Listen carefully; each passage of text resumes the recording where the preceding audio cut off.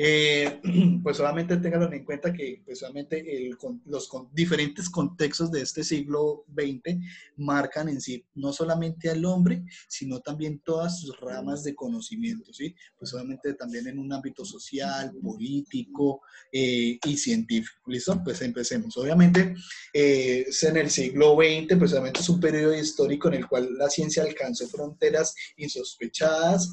La física constituyó la rama del saber con mayor despliegue teórico experimental hasta el punto de convertirse en el modelo de toda la actividad científica, sistemática y rigurosa, ¿cierto? Pues obviamente más Max Planck y Albert Einstein, que obviamente ellos son los que inauguran ese positivismo o optimismo científico que pues obviamente hasta la actualidad perdura, pues obviamente Planck y Einstein trabajaron de la mano, pues obviamente pues lo que conocemos obviamente uno de los aportes de pronto que Einstein digamos lo dice que de pronto se retracta de haber trabajado pues solamente en la estructura del átomo, pues solamente entre comillas la bomba nuclear, haber ayudado en esa constitución, ¿sí? En esa construcción, perdón. ¿Sí? Eso es lo único, digamos, lo que él se arrepiente, pero pues solamente sabemos que Albert Einstein no solamente es conocido por eso, sino pues solamente por sus teorías de la relatividad, ¿no? Que obviamente hasta la actualidad, ustedes se dieron cuenta que hace como un año o dos se pudo, digámoslo, de cierta manera demostrar, digámoslo, una parte de esa teoría, ¿no? Con la estructura del agujero negro, si no estoy mal, de la chica que hizo la fórmula y para poder estudiar los agujeros negros. Bueno. Fíjate el micrófono. Listo. Bueno, obviamente tuvieron... Paren los silencio a todos, creo que es Frías que la que acaba de llegar. Lo siento. Sí, listo, ya, listo. Obviamente, bueno, obviamente estuvieron muy enmarcados sobre, obviamente, la tradición de estar reevaluando la esencia de digámoslo, de las teorías sobre la naturaleza y la aplicación en la ciencia, ¿sí o no?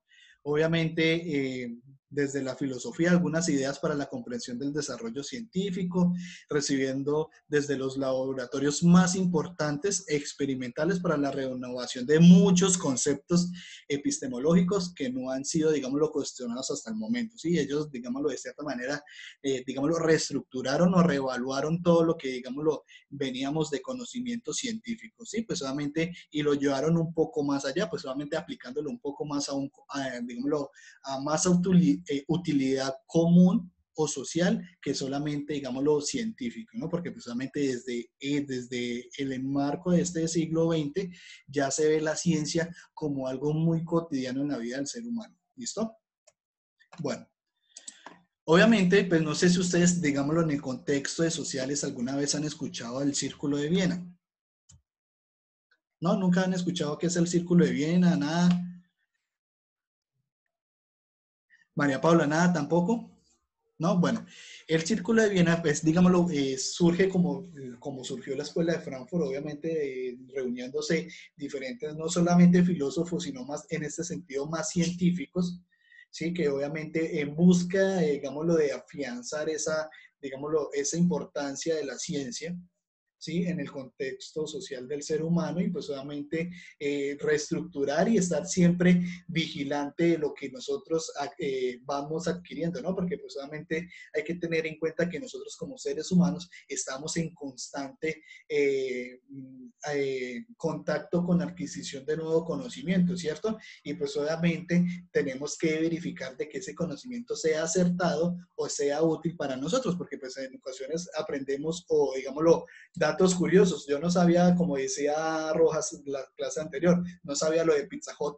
¿Sí o no? ¿Sí? Son datos que, digámoslo, entre comillas, son irrelevantes, digámoslo, pero pues entre comillas marcan porque es la primera pizza que se llevó al espacio. Es un dato curioso, pero son cositas que lo marcan a uno, ¿no? No sé si de pronto seguirían viendo ustedes el documental desde su cuenta de Netflix. Ahí hay unos datos muy, muy interesantes desde diferentes contextos culturales del ser humano. No sé si lo habrán visto. Chévere, ojalá que lo hayan visto. Bueno, entonces vamos a escuchar este pequeño audio del Círculo de Viena, ¿listo? En los próximos minutos vamos a comenzar a estudiar qué es el famoso Círculo de Viena dentro de la filosofía contemporánea.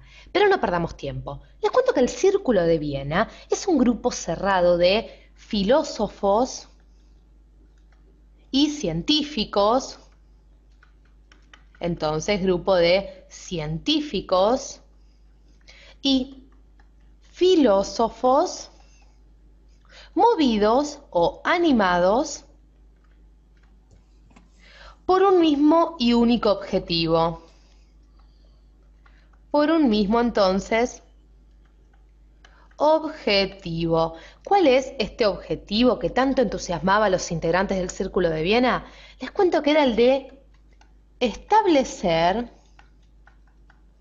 así es, establecer una filosofía científica.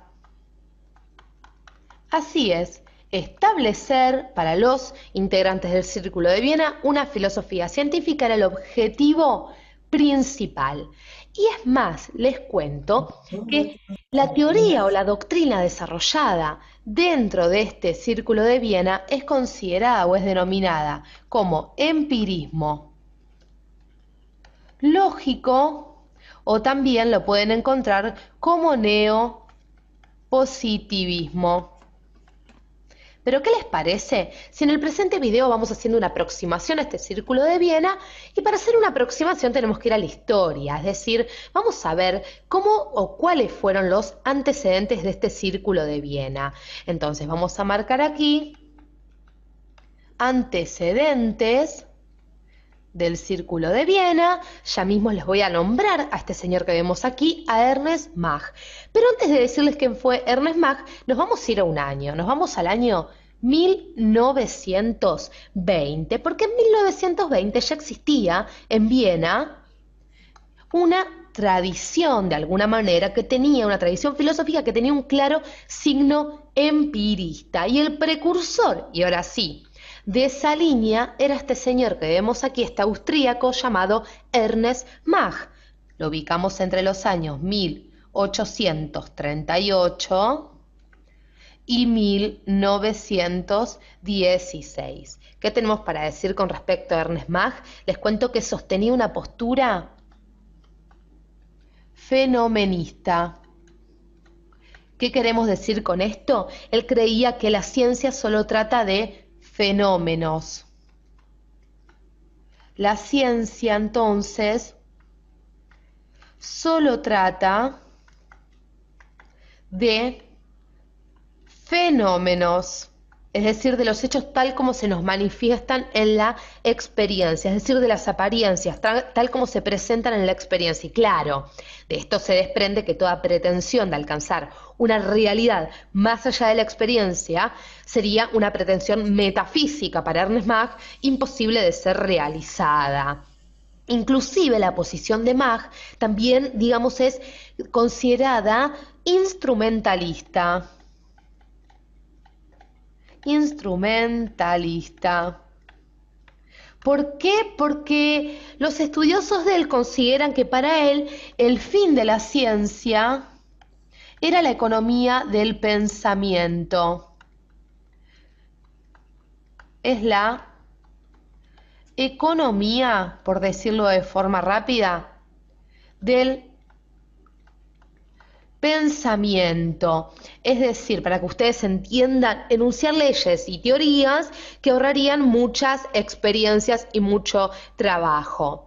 Sigamos adelante con los antecedentes. Conocimos a Ernest Mach, un fenomenista que creía que la ciencia solo trataba de fenómenos. Nos vamos con este señor que vemos aquí. Como podemos leer, Moritz Schlick. Pero antes de hablar de Moritz Schlick, vamos a ir al año 1895.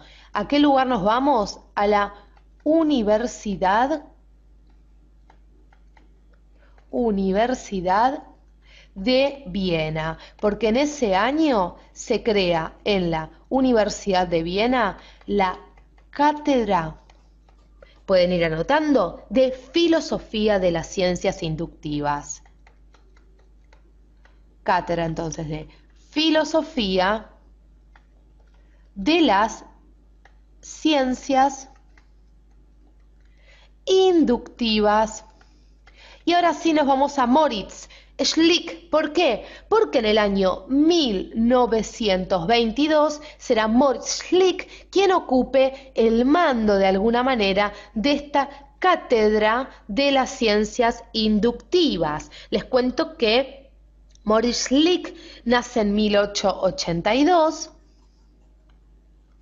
y muere en el año 1936. Y él también va a arribar desde el campo de la física.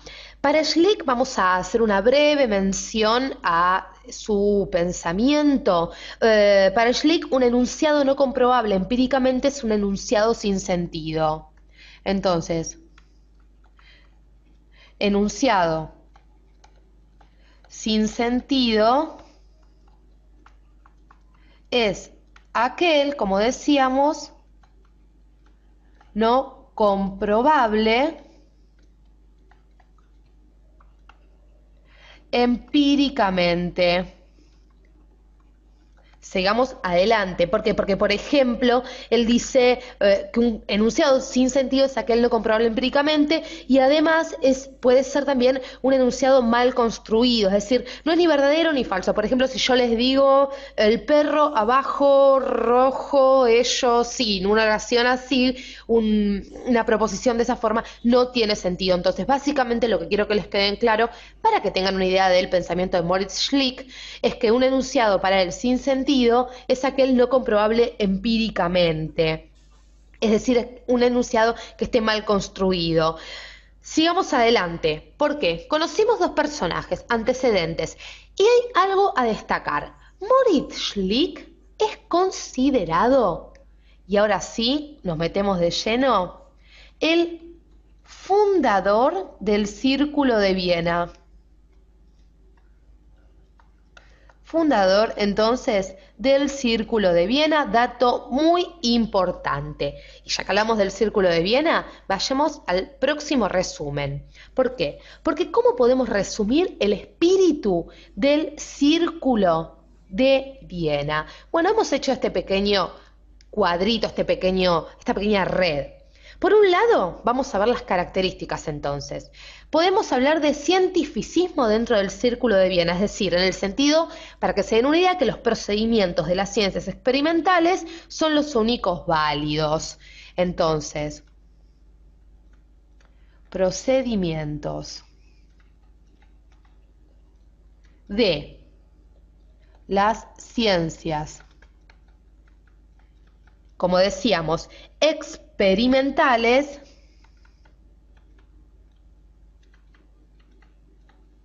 son los únicos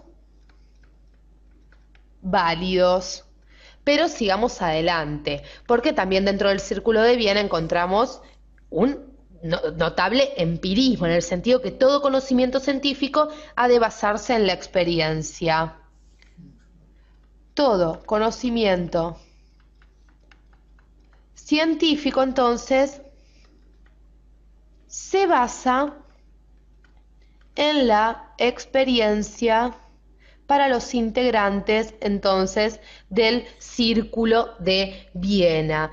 Tal es el conocimiento válido. Interesante este concepto también. Y vamos con una última característica del Círculo de Viena, definida por su naturalismo, en el sentido que el Círculo de Viena niega la realidad de cualquier entidad no experimentable empíricamente. Entonces, se niega, como decíamos, la realidad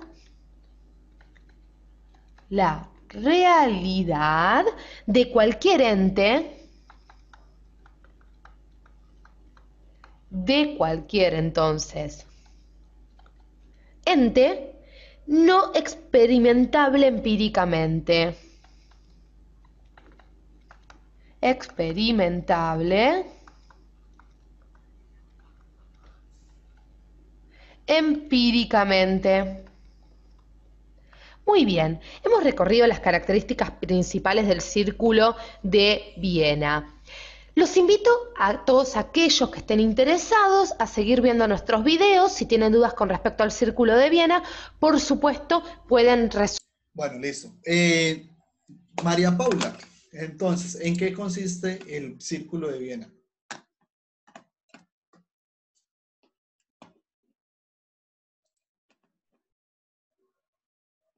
María Paula.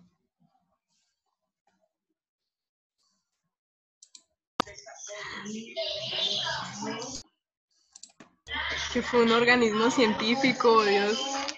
Un organismo científico, bueno, listo. Pero digámoslo, digámoslo, ¿cuáles son esas teorías principales o en qué se enmarca siempre ese Círculo de Era Viena? fenomenalista, algo así. Exacto, sí, pues solamente se encargan de estudiar esos fenómenos naturales, pero de cierta manera científicamente, ¿no? Obviamente tienen de la mano, o digamos lo convierten como su Biblia, obviamente el empirismo, ¿sí? Es muy importante y causa, digámoslo, mayor influencia, obviamente, en la adquisición de conocimiento. Obviamente, a través, digámoslo, de ese cienticismo, empirismo y obviamente naturalismo, digámoslo de cierta manera, con el naturalismo podemos atacar, digámoslo, racionalmente a la religión, ¿no? Porque pues solamente como nos decía, ahí el video nos decía, es que el naturalismo es una explicación de los fenómenos que sean demostrables, digámoslo, empíricamente, ¿no? Pues a través de nuestras experiencias o contacto con nuestros sentidos, ¿sí? Y obviamente, de aquí para adelante, digámoslo, esa filosofía de las ciencias, como lo ven ahí, pues obviamente no son propiamente filósofos, son físicos, matemáticos, ¿cierto? Que en medio de su estudio hacen diferentes disertaciones, reflexiones frente al aporte de la ciencia al contexto del desarrollo del ser humano, ¿sí?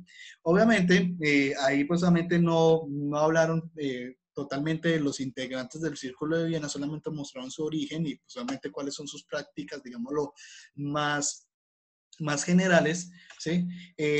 Vamos a ver el día de hoy este caballero que se llama Karl Popper, ¿sí? Este caballero, pues obviamente es integrante del Círculo de Viena, digámoslo, es de los científicos más influyentes, digámoslo, en el siglo XX. Obviamente es oriundo de Viena, ¿sí? Y pues murió en Londres en 1994, ¿sí? Nació en 1902. Hay un dato curioso, la escuela de Frankfurt y el Círculo de Viena, ¿en dónde nacieron? ¿En qué lugar nacieron específicamente?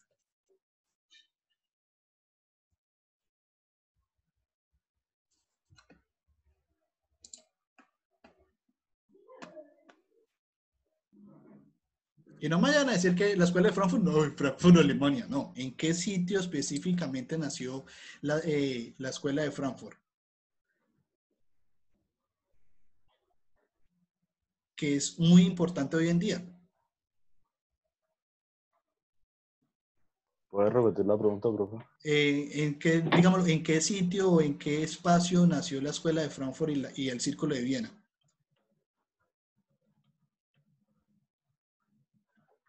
¿En la Alemania nazi?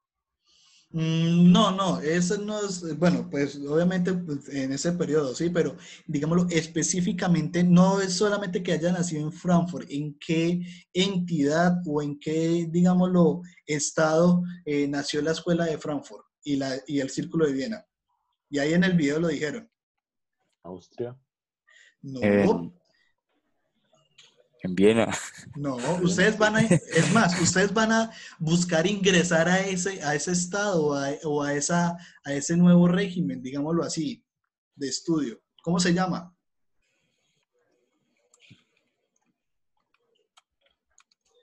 La universidad. ¿A ese La estudio? universidad, Ah. exacto. Ay, profesor, ¿en No serio? mames, Ay, profe. no, profe. Sí, obviamente. Profe, ¿qué es eso? Es para que vean la No, pues. importancia, digamos, lo que ha Anota que lo mostrado, busco, o sirve madre por digámoslo, Google. Sí, muy bien, Lombo. Sí, pues solamente ahí con esto se está mostrando la influencia que genera ese debate universitario, la importancia del aporte de las universidades al desarrollo social, económico, político, cultural y de conocimiento del ser humano. ¿Sí? Todo conocimiento nace, digámoslo, o digámoslo, cualquier teoría nace de eso, de un simple salón universitario. ¿sí? Y eso es lo que pues obviamente nos está mostrando, digámoslo históricamente, el proceso del desarrollo del conocimiento humano, ¿no? Pues obviamente ustedes saben que en la Edad Media se crearon las universidades, ¿no? Y a medida que fuimos nosotros evolucionando, pues obviamente se le fue dando mayor prestigio, ¿no? Ustedes saben que a nivel internacional hay muchas universidades que tienen hasta 300, 500 años de haber sido creadas, ¿no? Y que hoy por hoy son las que mandan la parada, digámoslo, en el contexto de educación profesional, ¿sí? Bueno, obviamente Karl Popper nos presenta algo, pues empieza a trabajar las leyes y las teorías científicas y nos dice, nunca son verdaderas o absolutas, toda la teoría es provisional y susceptible de ser modificada. Esta visión de la ciencia es lo que llama racionalismo crítico. Las teorías científicas que afirma Popper son creaciones culturales, ¿sí?, que se dan en contextos específicos y en cualquier momento pueden ser refutados, ¿sí? Él obviamente mucho más adelante empieza, digámoslo, a decir que la ciencia de cierta manera debe de buscar, digámoslo, ciertos parámetros para consolidar el conocimiento, ¿sí? Pues solamente cuando nosotros, por ejemplo, de forma básica, siempre lo hacemos de cierta manera que lo que dice la ciencia, nosotros lo podamos ver, ¿cierto? ¿Sí? Si el sol es amarillo, entonces yo me asomo y, sí, yo lo veo que es amarillo, ¿cierto? Que el cielo es azul, listo, entonces yo me asomo y veo que el cielo es azul, ¿cierto? Porque nosotros, digámoslo de cierta manera, podemos demostrar, digámoslo, a través de los sentidos, ese conocimiento. Pero Popper dice lo contrario. Él alude a algo que se llama la falsación, ¿sí? El racionalismo crítico también efectúa una crítica al método inductivo tradicional tradicional de la ciencia empírico-analítica, ¿no? Pues obviamente hay que tener en cuenta que todo el conocimiento que nosotros recogemos a través del tacto, de los sentidos, de la experiencia, ¿sí?, empírico, debe someterse de cierta manera a un análisis, ¿cierto? Porque pues obviamente, como digámoslo, utilizando los argumentos de Descartes que nos decía, Cala, si usted ve este árbol acá detrás de mí, ¿cómo lo ve? Pues no lo veo. Por eso no lo ve, porque no hay ningún árbol, ¿cierto? Pero si hubiera un árbol, ¿cómo se vería usted? Pues, ¿cómo se vería acá detrás de mí? Pues solamente se vería solamente el tronco, ¿no? Ya, sí. ¿Sí? Pero si usted, digámoslo en un contexto, usted se alejara del árbol que está acá detrás de mí, ¿cómo se vería? Más grande. No, más pequeño. Más pequeño. Ojo. ¿Cómo así? ¿Si se alejara o...? Si usted se alejara del árbol, ¿cómo lo vería? Más pequeño, ¿no? No, sí, más pequeño. Bueno, eso sí. Es diferente. Exacto. Y llega a un punto donde ya no lo ve. Exacto, ¿cierto? Obviamente, Popper utiliza, digámoslo, ese sentido de argumentación para mostrar que, pues, por ejemplo, les voy a mostrar este ejemplito acá. Perdón. Acá. Un ejemplo cotidiano de falsación podría ser el siguiente. Si decimos que todos los cisnes son blancos, el procedimiento para refutar la teoría nos debe llevar a buscar un cisne blanco, ¿cierto? Para corroborar la idea. Pero Popper, para, digámoslo, corroborarla, digámoslo, poner digámoslo, en contradicción la hipótesis o falsear esa argumentación, él va en la búsqueda de un cisne totalmente negro. Obrando de esta manera, dice Popper, la ciencia podrá avanzar por un camino más seguro, pues si encontramos en las teorías tradicionales de la física o química errores que contradigan las leyes establecidas, entonces estas ciencias se verán obligadas a sustituir sus hipótesis por otras más adecuadas. Por el contrario, si las teorías resisten el bombardeo de los intentos de falsación, entonces adquiere mayor consistencia y validez. ¿Qué quiere decir esto? Eso es lo único que están buscando contradecir una... Que hay que llevarla una contraria. hipótesis científica. Exacto. Para tratar de avanzar. Listo, para perfecto, que sea más exacto. Exacto, sí. Ese es el papel que nos deja Popper referente con, digámoslo, con el papel de la falsación, ¿cierto? Él utiliza, digámoslo, ese método para estar, digámoslo, reevaluando constantemente las diferentes hipótesis y como lo dice él, si aguantan, digámoslo, ese sentido de falsación, pues excelente, es una teoría que tiene consistencia y validez, pero si no, pues busque, digámoslo, reevalúe lo que tiene y saque una nueva conclusión, ¿sí? Y pues de cierta manera, ese es el nuevo proceder científico. Si de pronto nosotros mismos nos ponemos a ver el avance científico, siempre ha estado, digámoslo, en constante bombardeo a los nuevos logros que hemos Qué conseguido, perro tan ¿no? bonito, Paula. Ay, gracias. Gracias por el aporte, Frías. Profe, ¿qué le Andaba decía? atenta de las Eh, cámaras que Que no más a Frías, no se calla. Ay, no, pero él muestra el gatillo, no Que el se perro. saque el perro. Ay, pues que... Bueno, terminemos y volvemos a entrar con el mismo ID, ¿listo? Que ya se va a acabar este tiempo de acá, Dale. ¿listo? Bueno, profe. yo cuento como la segunda hora, Listo, ¿cierto? profe. Sí, sí.